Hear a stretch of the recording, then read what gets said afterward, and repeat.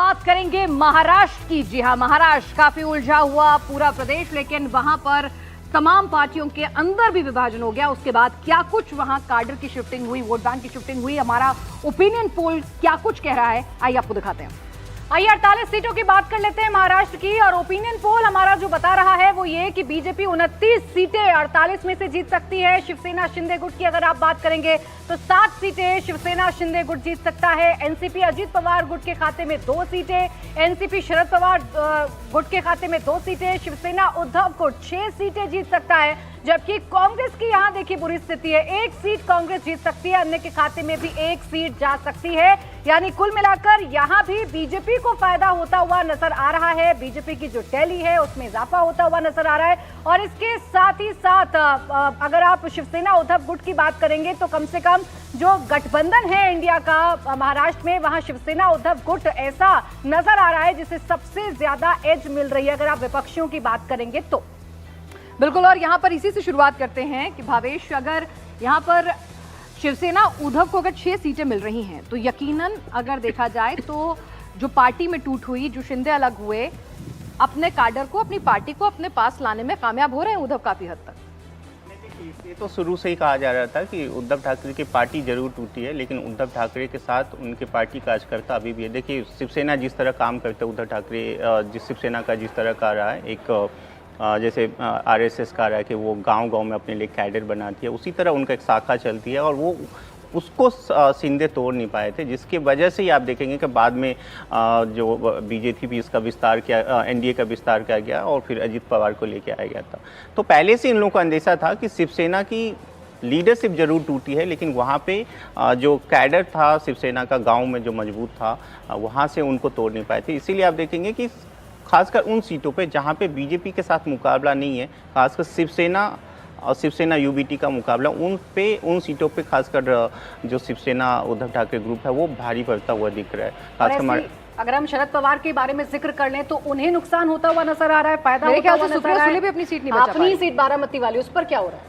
देखिए, बारामती के लिए हम लोग शुरू से 3-4 सर्वे जितने भी हमने महाराष्ट्र को लेके किया, उसमें शुरू से ही दिख रहा है कि बारामती सीट पे पहले से ही, देखिए जब जुलाई में भी हमने सर्वे किया तो उस टाइम भी हमें दिख रहा था कि बारामती की सीट इस बार शरद पवार की पार्टी हार सकते हैं। उसका सबसे बड़ा वजह ये है कि सुप्रिया का एक जो वहाँ पे एक अपना एक जो जनाधार था वो बहुत बरकरार है। दूसरी तरफ पार्टी जिस तरह टूटी इनकी, अजीत पवार की पार्टी टूटी, तो अजीत पवार और शिंदे, जब हम लोग बात करके कंपेयर कर रहे थे शिंदे और अजीत पवार में अंतर क्या है, देखिए अजीत पवार जब आए तो उन्होंने अपने संगठन का एक बड़ा हिस्सा लेके आ गए यहाँ पे, उनके साथ सिर्फ नेता नहीं है। इसलिए अजीत पवार जब बारामती जीत रहे वहाँ पे, तो आप समझिए अजीत पवार का कमाया हुआ सीट है। बीजेपी का थोड़ा बहुत जरूर वहाँ पे सपोर्ट होगा, लेकिन अजीत पवार का अपना वहाँ पे अर्न किया हुआ है। इसलिए बारामती में जो सुप्रिया सुले का जो जनाधार था बहुत पहले से खिसकता जा रहा था। बीजेपी ने पिछली बार भी बहुत अच्छा परफॉर्म किया था। दूसरी तरफ एक परवनी सीट पे जिस तरह बीजेपी ने एक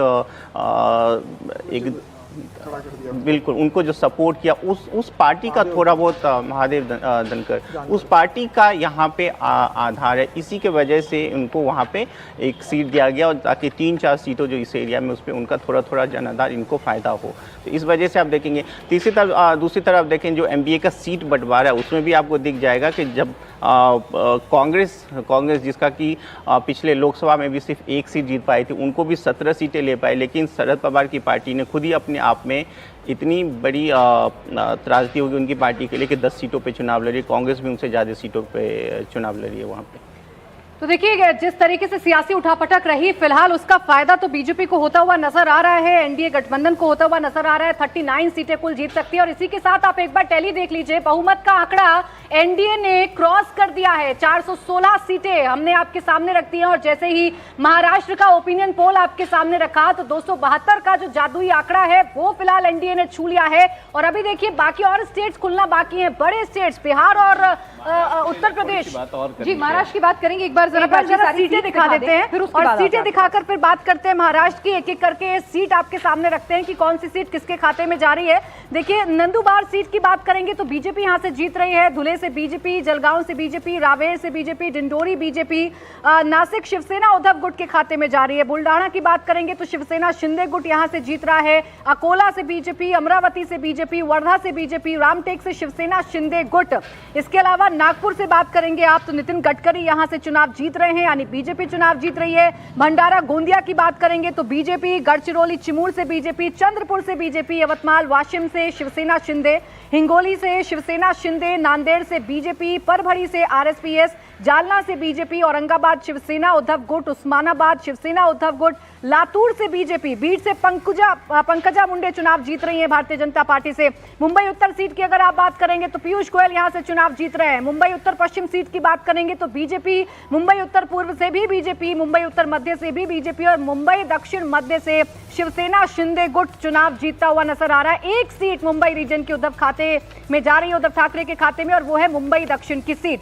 पालघर से बीजेपी, भिवंडी से बीजेपी, कल्याण से शिवसेना शिंदे गुट, ठाणे से बीजेपी, रायगढ़ से एनसीपी अजीत पवार गुट, मावल से शिवसेना शिंदे गुट, रत्नागिरी से सिंधुदुर्ग बीजेपी और पुणे से बीजेपी, बारामती से सुप्रिया सुले हार रही हैं। एनसीपी यहां पर अजीत पवार गुट जो है वो जीत रहा है, इनकी पत्नी जीत रही हैं। शिरूर की अगर आप बात करेंगे तो एनसीपी शरद पवार गुट, अहमदनगर से बीजेपी, शिरडी से शिवसेना उद्धव गुट, सोलापुर से बीजेपी, माढ़ा से बीजेपी, सांगली से बीजेपी, सतारा से एनसीपी शरद पवार गुट, कोल्हापुर से कांग्रेस और हाथ कड़ंगले से शिवसेना उद्धव गुट चुनाव जीतता हुआ फिलहाल नजर आ रहा है। राहुल जी, देखिए, मैं जहाँ तक समझता हूँ कि जो वेस्टर्न महाराष्ट्र है, मेरे ख्याल समीर ज़्यादा अच्छा उसको बताएंगे। वेस्टर्न महाराष्ट्र में बहुत ज़बरदस्त लड़ाई इस वक्त जो है मेरे ख्याल से होने वाली है। दोनों ही, चाहे वो आप एनडीए मान लीजिए या फिर आप ऑपोजिशन गुट मान लीजिए, और उसमें हतंगल की सीट, पुणे की खुद की सीट, सोलापुर की सीट, मावल की सीट, कोल्हापुर की सीट, सिरूर की सीट, सतारा की सीट, ये सारी ऐसी सीटें हैं जहाँ पर बीजेपी का जो पूरा कॉम्बिनेशन है उसको दिक्कत होने वाली है। आप उस पर समीर बहुत अच्छे से जानते हैं महाराष्ट्र को, तो वो थोड़ा सा और इस पे प्रकाश डाल सकते हैं। समीर नहीं, मुझे लगता है कि बिल्कुल इसमें फाइट बहुत होने वाली है, लेकिन जहाँ तक शरद पवार का मैं पहले जिक्र कर दूं कि शरद पवार की पूरी ताकत अजित पवार लेकर चले गए थे। देखिए, जब शरद पवार को जब कैंसर हुआ था, जब शरद पवार बीमार पड़े, तो उसके बाद उन्होंने संगठन देखना पार्टी का पूरा छोड़ दिया था, संगठन अजित पवार के हवाले कर दिया था। तो वैसे भी राष्ट्रवादी कांग्रेस का पूरा संगठन अजित पवार के पास, सारे निर्णय वो लेते थे, पदाधिकारी को वो नियुक्त करते थे, विधायकों को टिकट किसको देना है वो डिसाइड करते थे। तो मुझे लग रहा है कि बड़ा वर्ग अजित पवार के साथ चला गया और उसके कारण शरद पवार को वहाँ नुकसान होने की संभावना है। लेकिन जो सर्वे बता रहा है भावेश का, अगर उसमें उद्धव ठाकरे की शिवसेना को अगर 8 सीटें अगर मिल रही है महाराष्ट्र के अंदर, तो मुझे लग रहा है कि उद्धव ठाकरे के साथ एक बड़ा वर्ग मराठी होगा, जो वैसे भी उद्धव ठाकरे ने कोशिश की थी, हाँ, उद्धव बालासाहेब ठाकरे शिवसेना ने, कि मराठी और मुस्लिम वोट बैंक का कॉम्बिनेशन उद्धव ठाकरे ने कोशिश की थी। यानी आप कह रहे हैं कि बालासाहेब ठाकरे की हिंदुत्ववादी पार्टी के साथ आज मुस्लिम आके खड़े हैं। उद्धव कोशिश तो कर रहे हैं, लगातार उनको मिलने के लिए बुला रहे हैं, मीटिंग्स कर रहे हैं, देखिए तो कामयाब हो रहे हैं। मुसलमान हमेशा उसको वोट देने की कोशिश प्रायोरिटी करता है जो नरेंद्र मोदी को चुनौती दे सकते हैं। महाराष्ट्र के अंदर उद्धव ठाकरे जिस तरीके से लगातार प्रधानमंत्री मोदी पर आक्रामक रहे, भारतीय जनता पार्टी को आक्रामक रहे, मुसलमानों को ये लग रहा है कि महाराष्ट्र में अगर कोई नरेंद्र मोदी को रोक सकता है या भारतीय जनता पार्टी को चुनौती दे सकता है तो उद्धव ठाकरे। तो पुरानी सारी अपनी बाल ठाकरे के साथ दुश्मनी को भूलते हुए मुसलमान समाज उद्धव ठाकरे के कारण इस बार भारतीय जनता पार्टी से के खिलाफ शिवसेना बाला साहेब ठाकरे की जो है, उद्धव ठाकरे की उद्धव बाला साहेब ठाकरे को वोट करने जा रहा है। और मराठी प्लस मुस्लिम का जो कॉम्बिनेशन उद्धव ठाकरे महाराष्ट्र में लेकर चल रहे थे, मुझे लग रहा है उसमें मराठी का एक वोट बैंक भी उनके साथ जुड़ा हुआ है। और मुस्लिम समाज इस बार बड़ी मात्रा में कांग्रेस और शरद पवार के साथ रहने के कारण उद्धव ठाकरे को वोट कर रहा है। और अगर यही परिणाम मुझे लगता है, अगर विधानसभा चुनाव जो 6 महीने बाद होने वाले महाराष्ट्र में अगर कंटिन्यू करता है, तो उद्धव ठाकरे एक बड़ी ताकत महाराष्ट्र के अंदर बने रहेंगे। ठीक है, सबसे ज्यादा मजबूत है। सीट शेयरिंग में भी उद्धव गुट की सबसे ज्यादा चली थी, कांग्रेस को कॉम्प्रोमाइज करना पड़ा था। और जो आप ओपिनियन पोल के नतीजे देख रहे हैं उसमें भी कांग्रेस उसी हालत में नजर आ रही है। सिर्फ एक ही सीट है जो कांग्रेस जीत सकती है महाराष्ट्र में।